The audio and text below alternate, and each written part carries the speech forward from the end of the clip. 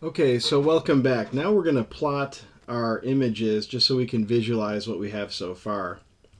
And there's one thing that's a little confusing. You can copy this code from the TensorFlow website, but there's one thing that's a little bit confusing. So I'll just copy this, and I'm going to put this into a function so that I can call that. I'm going to call this plot example maybe, and I'll put in my data set,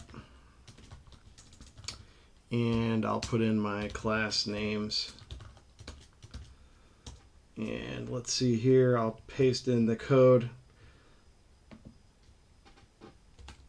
and then I'll talk through this here.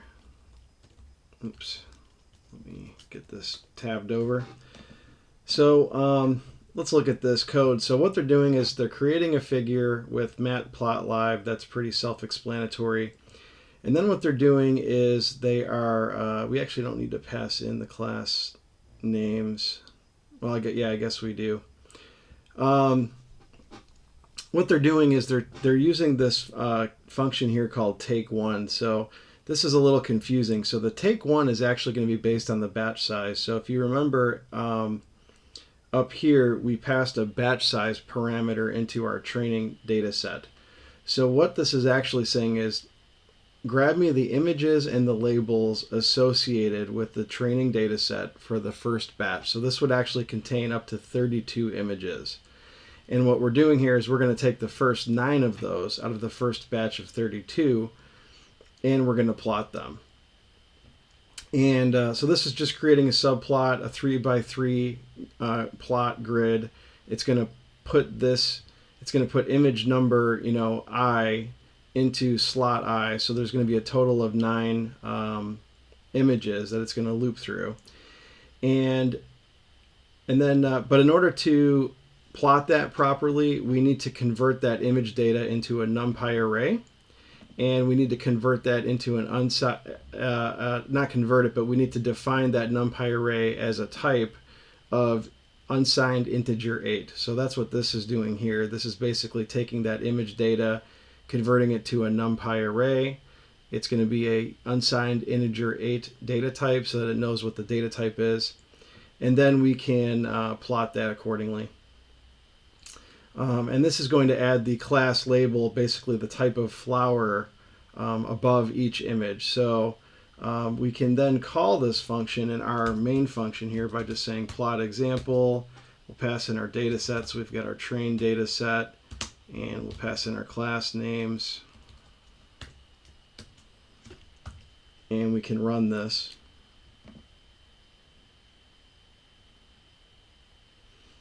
And you can just ignore those warnings for now again. And let's see, oh, we got to show the plot. So I guess I didn't copy all the code, or I'm missing something here. So we got to say plot.show. So that's missing. Let's try it now.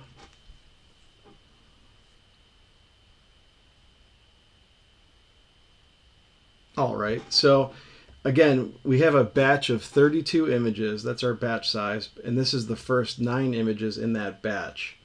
And you can see what's actually happened is because we've also specified a image size, image height and image width, these images, I guess I've closed it, but those images are actually squished. They've actually been resized, so they're all of the same dimension, in our case 180 by 180, and that's the first actually probably the first primary pre-processing that we're doing to our images. What we can't do is we can't have images of all different sizes going into our model, so that is basically the first step in pre-processing, and this kind of lets us visualize that. So in the next video, we're actually going to start building our model. We're actually going to start building the actual layers of the model, and I'm going to explain exactly how that works. So see you in the next video.